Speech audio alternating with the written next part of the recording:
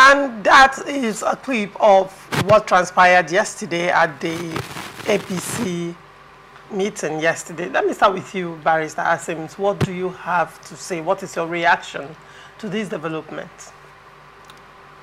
My reaction to this development is, first of all, I have to thank the Okocha-led APC for being proactive and standing as a formidable opposition to the PDP-led government of Similaye Fubara, the governor of Rivers State. You see, a democracy without an opposition, a virile opposition, is a dead horse. So if, he has come up and constantly so, he has been there, putting his foot on the gas pedal, trying to, pick, very graciously, germanely, and at the same time constructively engaging the ruling party in Rivers State on where they have gone wrong, etc., as the case may be. He has not changed gear, he has not faded away, he has not torn his coat or colors like the chameleons do. He has been there straightforward, defending, the flag of the party for which he led.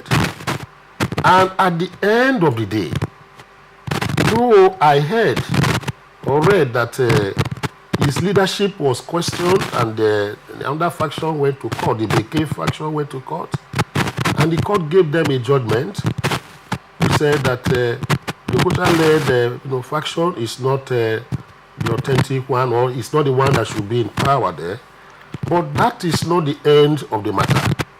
And I also heard that they have gone on appeal and even filed a stay of execution against that particular judgment, as the case may be. So the final thought of this is going to be from the Supreme Court at the end of the day. That is one litigation on this side. The second question I've asked constantly, and I have not got any answer, from the faction of the Emeka Beke, led faction of the APC is this. When the court says you should go back to office, and the National Working Committee, that is a party that has the imprimatur of authority, to either say yes or no to a particular thing, and say they don't recognize you. They recognize this particular group. Are you going to force, recognition on them, and you force it down their throat, hook, line, and sink?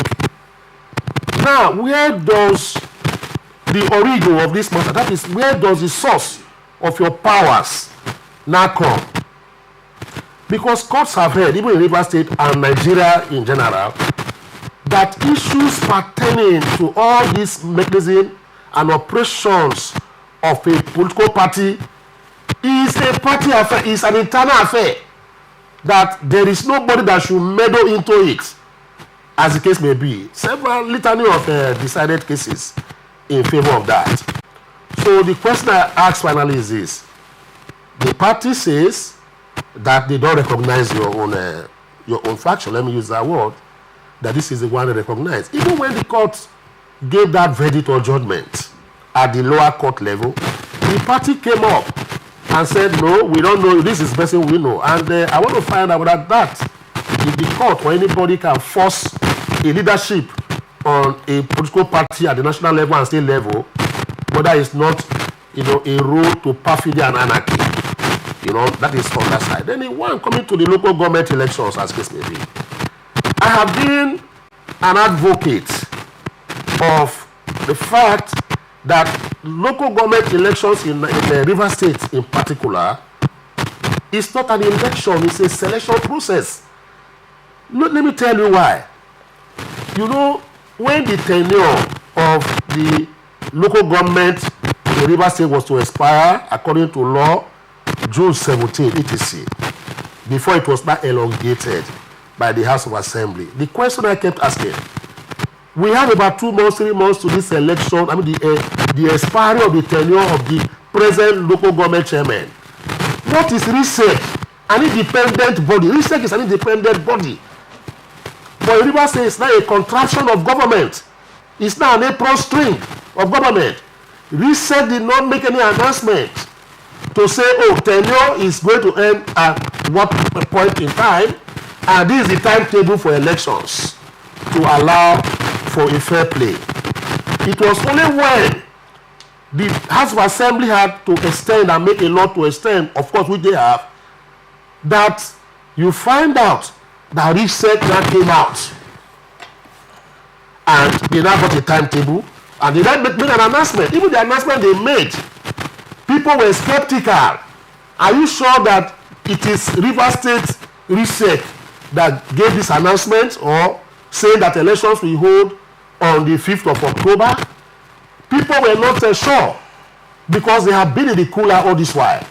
Honestly speaking, with due respect to the Honorable Retired Justice Enebeli, a very pious man, forthright judge, I never knew that he was even the chairman of RISEC until after he announced, or the RISEC announced that date for election, and he signed underneath.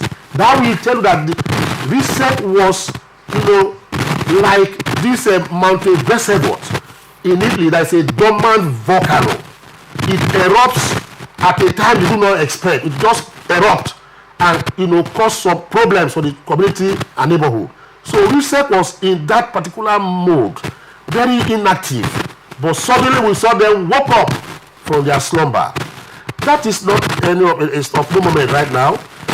Then you go to the next, trajectory of events that did happen. The law setting up RISEC and that of the election says that the moment you are bringing out to announce your timetable or your procedure for elections coming up on a date set aside, that you must invite all the political parties to that particular occasion, give them the guidelines, tell them the do's and don'ts of the election, and tell them when to prepare for the elections. RISEC did not invite all political parties in Rivers State. I dare say, and I put them to the strictest proof thereof, to present to us, letters that were sent to all the political parties in Rivers State. When I say all the political parties, every party that is registered in Nigeria to participate and contest election, it is a duty bound for them to send such letters of invite to them to come and witness and get the guidelines. They didn't do that. Few were chosen, few were called, as the case may be. And that is the plank on which Tony Okocha is hinging his the litigation on right now. Now, on that particular front, will you be happy if you were to be a party leader and at the end of the day, nobody invited you, but you just heard on radio that elections have been set and these are the procedures? Final take on this, to tell you that I hold steadfastly that the APC should boycott the election until a level playing ground is given. Is this. The question is this, I have asked that severally on this studio and elsewhere. I have not. When INEC is to conduct the Edo elections coming up on September 21st, Ondo, ETC coming up, I think November thereabout this year, I have seen the timetable of INEC. I have seen their timetable of campaign starts so time. This is where campaign is going to end. Election is going to do, we are mobilizing materials to sow this in, etc. But for RISEC, I have not seen where they said they are mobilizing. This is when campaigns, parties can start campaigning. I have not seen that timetable. And election is next month. Just about maybe 2 weeks or a week from now, we have not seen. Maybe they pasted it on in their compound there for them to see. But the law says you have to broadcast it for even those of us who are electors that want to vote, for us to know and begin to decide on the person or the candidate to vote for and the party to follow. We have not seen that. I have never seen posters of people contesting for local government election that's coming up on the September 5th. We have not seen people, no party has seen no brought out posters, as the case may be. Maybe the law in Rivers State says 24 hours to the election, campaign should start. I think that is what is, maybe that is the mantra they have under the law, guiding RISEC. So All these and others, too numerous for me to mention right now, has shown me that it is a peregrination that RISEC has embarked upon to do what now? Select people that will become chairman of local government and not elect. Let the people elect as the case may be. So for me, I support the move by Tony Okocha and the APC to boycott the elections. All right, Ndamzi, what is your take on this matter? Thank you very much. My take on this matter is very clear because the Rivers State Local Government Law number 5 of 2018, it's very clear, and as amended in 2024. The law is very, very clear as to when local government elections should hold. When RISEC, the law says RISEC should notify political parties 3 months to the expiration of the tenure, and the election should hold 21 days to the expiration of the tenure of the local government chairman. But in this case, it never happened because it was practically impossible then to hold elections, and that necessitated the House of Assembly to extend the tenure of the local government chairman in the state. So, and just like my learned senior posited here, he had, built a background to the subject matter, okay? I will only add that with the recent court cases ordering the RISEC to maintain status quo ante bellum pending the determination of the substantive case in court, the proper thing will be that RISEC should hold on with the elections, because RISEC as it is, going on with the election will be an aberration, will be offending the Constitution of the Federal Republic of Nigeria, and it is right that nobody is bigger than the law. So, Tony Okocha's position is very clear as to what Justice Peter Lifu of the Federal High Court ordered, that RISEC maintain status quo, DSS, police, and other security agencies should not provide security for the election. So I think, we are in a sane society. So we shouldn't behave like animals. We should behave like organized citizens who obey the law and who would want the best for the society. So my take would be that Tony Okocha's position is very clear and in line with the law. Let RISEC maintain status quo pending the determination of that matter in court. All right, you recall that on the 19th of this month, the governor had come out to say that there is no going back, in his exact words. He said there is no going back on the council polls, that the elections would hold.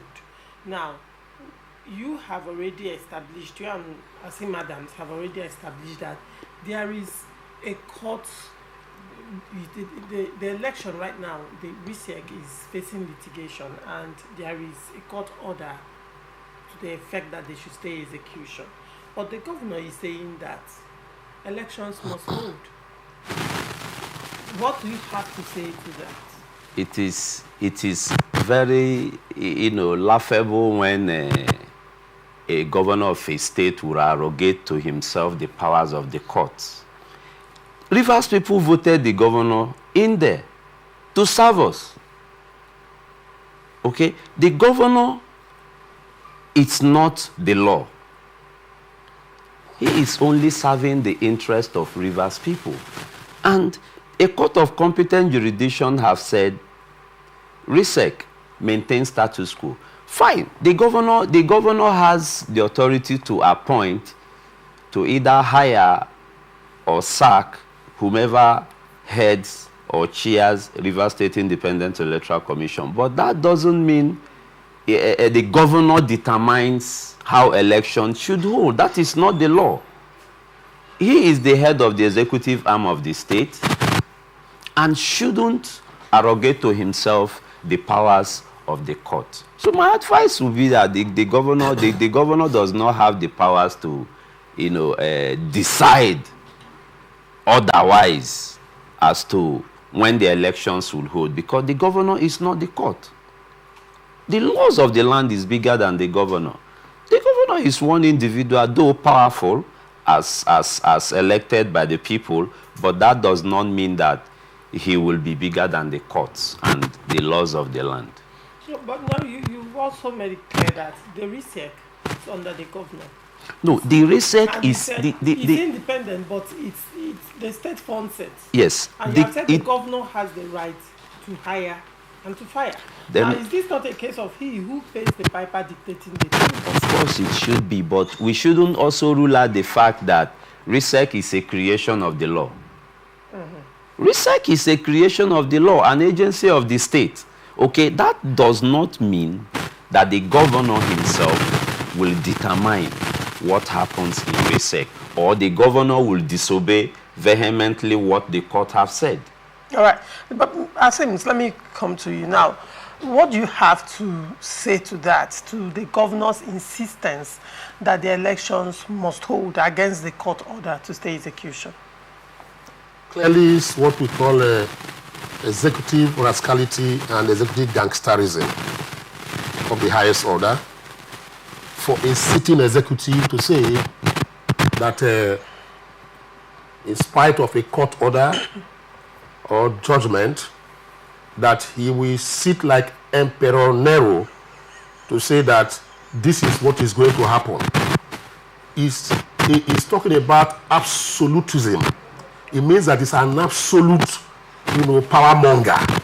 And people like that are not people we should find in the firmament of democracy. Now, speaking stricto sensu from the Constitution, it is very clear that Section 287, down, sub 1, 2, 3, 4, etc., as case may be, especially the ones that affect the Federal High Court and the High Court, which is 287, sub 3, says that decisions of the Federal High Court, the State High Court, orders, and any other orders coming from these courts are to be executed by authorities and persons. So from what that particular section is talking about, even the governor, being the executive governor of Rivers State, is an institution. So it belongs on him to help execute that particular order of court. Talk less of persons, talk less of other associations that have the right to execute the order of court. So if you go against the provisions of the Constitution and you say no, you are above the law, you are an absolute leader, so you can do whatever you like Jim Bede Bokassa. You want to behave like the Idi Amin of Uganda, because I watch serially, even the way he speaks now or they speak now on television, they say, God will punish my enemies, go to hell. A political leader ought not to be so gangsteric. Now, at the end of the day, you are not bringing it down that you will not obey the court order. It's a sorry sight, an aberration. Because even, I want to refer them back to go and read the thesis by Baron Stanley Montesquieu that talks about separation of powers. And all these powers are so separated and said that the judiciary has a premature authority to interpret the law and is binding on everybody, including myself sitting down here and including the governor or anybody at all. So for him to shave it aside means that we are not entering into what we refer to as militocracy and dictatorial, government. That is number one. Number two is this. I've heard in some circles, because I want to correct this impression by a lot who are supporting them in these shibboleths, in this perfidy, in these garbage-driven, tirades. That one, they have said that since the courts said that the DSS police are also restrained, don't provide provision, they provide security for them during the election until determination on this matter. They have mooted that in days to come before the election, they're going to set up a neighborhood watch, which will serve as a vigilante, kind of setup that will replace the police on election day. And I challenge them. I said the Electoral Act is very clear that on election days, the only people mandated to monitor election are the Nigerian Police Force and other recognized security agencies in our constitution. That neighborhood watch and vigilante groups, as they propose to institute from information we got, monitor election on that day is factual, and the end of the day, he is going to be an exercise in futility. Electoral Act says so, that it does not, give room for militia groups, vigilantes, etc., to monitor election. If you are caught on that particular day, you may be arrested and you may go to prison. So we are sending an information down to those people who they are recruiting now. They said they call them neighborhood watch, they're going to wear a uniform, etc., and on election day, they're performing duties. If the police are not doing that, they are treading on the road to anarchy. That is what I want to give them. That is the information I said, let me pass to them, as case may be. But if the government goes out to say he wants to conduct the election, for me, that election is null and void. All right. With the court order and the litigations in court.